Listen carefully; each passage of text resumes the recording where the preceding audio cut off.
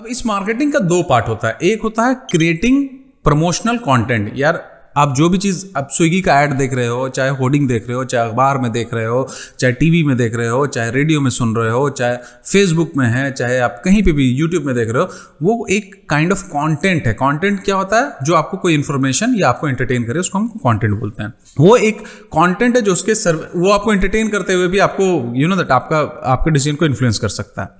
तो पहला पार्ट होता है कि प्रमोशनल कंटेंट क्रिएट करना। अब वो कैसे क्रिएट होता है? तो ऑफ कोर्स जो जनता उसकी सुनने वाली वैसी है। अगर स्विगी की जनता है, यूथ है, तो ये यूथ के हिसाब से बात करेगा। जैसे अगर नायका की जनता फीमेल है तो वो फीमेल ओरिएंटेड थोड़ा उस टाइप की बातें करेंगे, राइट। और कैसे होता है, उसका क्या क्या बेनिफिट है। अब जैसे कि एक मोबाइल फोन, उसका बेनिफिट कैमरा है, बट आपका जोमेटो का जो बेनिफिट है वो कैमरा नहीं हो सकता है, राइट। तो जो भी बेनिफिट है एग्जैक्ट वही बेनिफिट। और तीसरा, टारगेटेड ऑडियंस के ऊपर में कम्युनिकेशन तैयार करना, यानी कि उनके प्रॉब्लम के बारे में सॉल्व करने का। अब किसी आदमी का, कोई 50 साल का आदमी है, राइट, या 40 साल का आदमी लेट से मान लेते हैं, तो उसको आप अगर डायपर का ऐड दिखाओगे तो डायपर उसके बच्चे के लिए दिखाओगे, उसके यूज के तो है नहीं। तो टारगेटेड ऑडियंस आपका 40 साल का हर मर्द नहीं हो सकता है। 40 साल का ऐसा मर्द जिसका छोटा बेबी है, वही आपका टारगेटेड ऑडियंस हो सकता है। और उसी के हिसाब से कि बेबी को कैसे कंफर्ट मिलेगा और क्या क्या उसमें फीचर है, लीक नहीं करेगा। उनको एक समस्या है कि बेबी सुसु कर देता है तो लीक करने लगता है, उस समस्या को आप कम्युनिकेट करते हैं, राइट। तो ये होता है पहला कि क्रिएटिंग द कॉन्टेंट। आप कॉन्टेंट क्रिएट करते हैं उसी हिसाब से, जिस हिसाब से आप सामने वाले को सही से कम्युनिकेट कर सके। लेकिन सिर्फ कंटेंट क्रिएट कर लेना इज इनफ नहीं होता।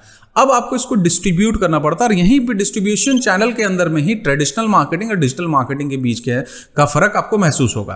कंटेंट क्रिएशन का प्रोसेस जो होता है अलग अलग फॉर्मेट के लिए अलग अलग होता है, ऑलमोस्ट सेम ही प्रोसेस होता है। बट जैसे कि आप टीवी में वीडियो बनाना है तो आप वहाँ पे वीडियो बनाओगे, अखबार में अगर आपको एक लिखा हुआ देना है तो उस तरह का लिख दोगे, राइट। तो वैसे ही आपका जब डिस्ट्रीब्यूशन प्लेटफॉर्म आता है तो डिस्ट्रीब्यूशन प्लेटफॉर्म में जहाँ पे इंटरनेट यूज हो जाता है उसको हम लोग बोलेंगे डिजिटल मार्केटिंग।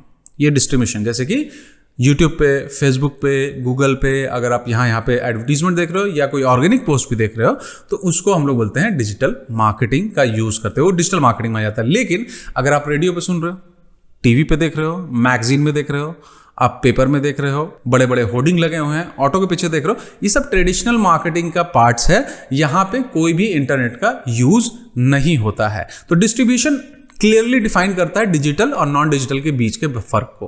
तो अब आई होप आपको डिजिटल और नॉन डिजिटल के बीच का फर्क आपको अब पता चल गया होगा। बढ़ते हैं अगले चैप्टर में।